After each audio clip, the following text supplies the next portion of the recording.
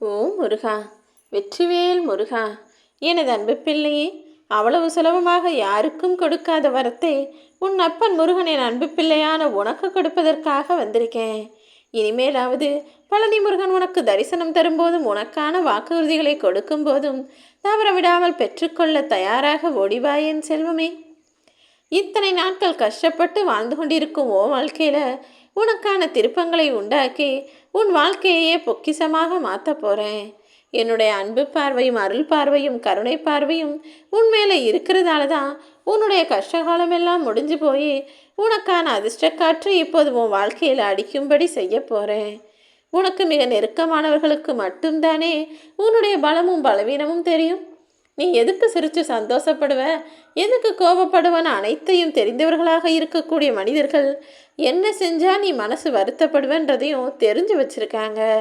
எங்கே அடித்தா உனக்கு வலிக்கும், யாரை பற்றி குறை சொன்னால் நீ மனசு வருத்தப்படுவேன்னு புரிஞ்சுக்கிட்டு உன் மனதை வருத்தப்படுத்துபவர்களாகவும் வேதனைப்படுத்துபவர்களாகவும் உனக்கு நெருங்கிய உறவினர்களே மாறிவிட்டார்கள் தானே.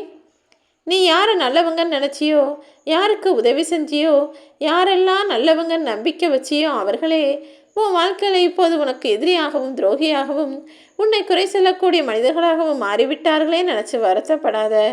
கொஞ்சம் கவனமாயிரு. கூடிய சீக்கிரம் இது அப்படியே தலைகீழாக மாறிப்போகும். ஏன்னா உன் வாழ்க்கையில் உனக்கு வரம் கொடுக்க உன் அப்பன் முருகன் நான் இருக்கிறேன் அல்லவா.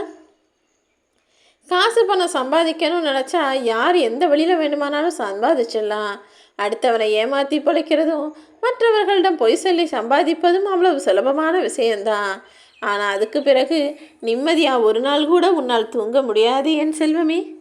நிம்மதியும் மன நிறைவும் மகிழ்ச்சியும் சந்தோஷமும் நேர் வழியில் நடந்தால் தர்ம வழியில் நடந்தால் மட்டும்தான் இருக்கும்.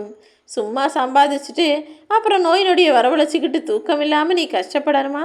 அதுக்கு பதிலாக நேர்மையாக நியாயமாக ஒரு அளவோடு சம்பாதிச்சு நிம்மதியோடு அதை உன் குடும்பத்தை கூட செலவழித்து சந்தோஷமாக வாழணுமான்னு யோசிச்சுக்கோ. இந்த உலகில் வாழக்கூடிய மனிதர்கள் எல்லாருமே ஒன்றை இழக்காமல் இன்னொன்றை பெற முடியாது என்பது தானே இயற்கையின் நியதி. நீயும் அப்படி தான் உன் வாழ்க்கையில் ஒரு சில விஷயங்களை இழந்துட்ட. பரவாயில்ல, இனிமேல் அதை திரும்ப பெற முடியாதோன்னு யோசிக்காத. இழந்ததை வேறொரு வடிவில் உன்னிடம் நிச்சயமாக நான் கொண்டு வந்து தர்றேன். நல்லா யோசிச்சு பாரு.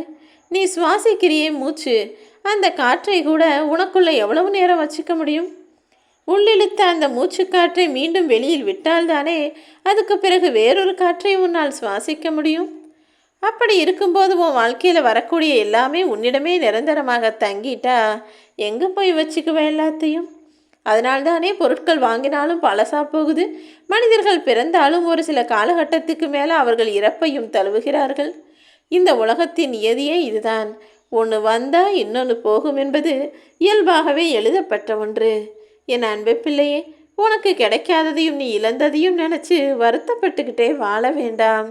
உன் வாழ்க்கை பயணம் இப்போதுதான் முன்னோக்கி முன்னேற்றத்தை நோக்கி போக ஆரம்பிச்சிருக்கு. நீ ஒருபோதும் பின்னோக்கி போக மாட்டாய் என் செல்வமே. உன் வாழ்க்கையில் சில நாளாக நீ கஷ்டப்பட்ட, சில பிரச்சனைகள் உன்னை ஆக்கிரமிச்சு உனக்கு மன வருத்தத்தையும் வேதனையும் கொடுத்தது தான். நான் இல்லைன்னு சொல்ல மாட்டேன். ஆனால் நீ என் மீது கொண்டிருக்கிற பக்தியால் உனக்கான நல்லதை செய்வதற்காக நானே வந்துட்டேன். இத்தனை நாள் நீ கஷ்டப்பட காரணமாக இருந்த உன்னுடைய கர்மாக்களை எல்லாம் கரைச்சி அதை அழிப்பதற்கும் நான் வந்துவிட்டேன் என் செல்வமே. எம்பெருமான் முருகப்பெருமான் நான் இருக்கும்போது உன் வாழ்வில் நீ துன்பப்படும்படி விட்டுடுவேனா, அல்லது தொடர்கதையாய் உன் துன்பத்தை தான் உனக்கு கொடுத்துடுவேனா? நீ என் மேலே கொண்ட பக்தியாலும் நீ செய்யக்கூடிய நல்ல செயல்களாலும் உன்னுடைய மனசில் இருக்கக்கூடிய ஒருமைப்பாட்டு உணர்வாலுமே இப்போது எல்லா நல்ல விஷயங்களையும் நீ பெறப்போகிறாய். இப்போது உன் மனசில் தேவையற்ற சிந்தனைகளோ எதிர்மறையான யோசைகளோ யாருக்கும் கெடுதல் நினைக்கக்கூடிய எண்ணமோ வரவே கூடாது. எல்லாமே நல்லதாக நடக்கும் என்ற எண்ணம் மட்டும் உனக்குள் இருக்கும்படி பார்த்துக்கோ. நீ எதிர்பார்த்ததற்கும் அதிகமாகவே உன் வாழ்க்கையை நான் அழகானதாக மாற்றி அமைப்பேன்.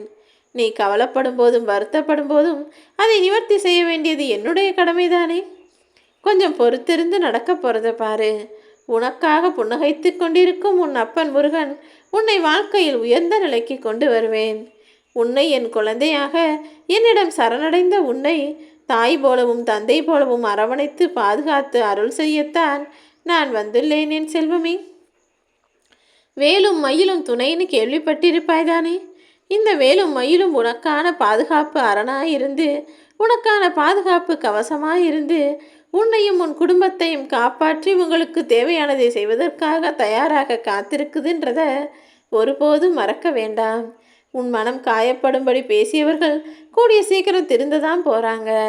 உன்னை புரிஞ்சுக்காம அவங்க தான்கிற அகங்காரத்துலையும் தான் தான் சம்பாதிக்கிறோம், தனக்கு தான் எல்லாம் தெரியும், தான் தான் வசதியாக இருக்கோன்னு தன்னை சுற்றி இருப்பவர்கள் மனதையும் கஷ்டப்படுத்தி கொண்டு வாழும் மனிதர்கள் எல்லாருமே மனம் திருந்தும்படி நான் மாற்றத்தை உருவாக்குவேன். யார் அப்படி திருந்தி வந்தாலும் அவர்களை ஏற்றுக்கொள்ள நீ தயாராக இரு. ஆனால் மறுபடியும் அவர்கள் அந்த தவறை செய்யாத அளவிற்கு, மறுபடியும் அவர்கள் உனக்கு கஷ்டத்தை கொடுக்காத அளவுக்கு நீ கொஞ்சம் ஒதுங்கியே இருந்து கொள் என் செல்வமே. ஏன்னா ஒரு சிலர் தவறு செஞ்சால் மறுபடியும் வருந்திட்டு திருந்திடுவாங்க. ஆனால் ஒரு சிலர் திருந்துவது போல் இருந்தாலும் மீண்டும் வருத்தப்படாமல் அதே தவறை செய்ய தயாரான ஆளாகவும் மாறிவிடுவார்கள். ஏன்னா இந்த மனிதர்கள் பிறக்கப்படுத்தே காலம் அப்படி அல்லவா? மனிதர்கள் வாழும் காலமும் மனிதர்கள் வாழக்கூடிய சூழ்நிலையும் சந்தர்ப்பமும் ஒவ்வொருவரையும் ஒவ்வொரு மாதிரி மாற்றிக்கிட்டு தான் இருக்குது. நீ அன்பினால் உயர்ந்து கொண்டே இருக்கப் போகிறாய். என் அன்பு பிள்ளையான உன்னை ஒருபோதும் தாழ்ந்து போக விடமாட்டேன் என் செல்வமே. உன்னிடம் உண்மையாக இல்லாத எந்த உறவுக்காகவும் நீ இறங்கி போய் உதவி செய்யவும் வேண்டாம். நீ அவங்களுக்கு ஏதாவது நல்லது செஞ்சுட்டு உன்னுடைய நல்ல மதிப்பை குறைச்சிக்கொள்ளவும் வேண்டாம். எப்போதும் உன் மீது யார் உண்மையான பாசம் வச்சுருக்காங்க, அன்பு வச்சுருக்காங்கன்னு புரிஞ்சு அவங்கள பக்கத்தில் வச்சுக்கோ. நீ கீழே விழுந்தா தூக்கி விட யாருமே இல்லைன்னு நினைக்கிறையா?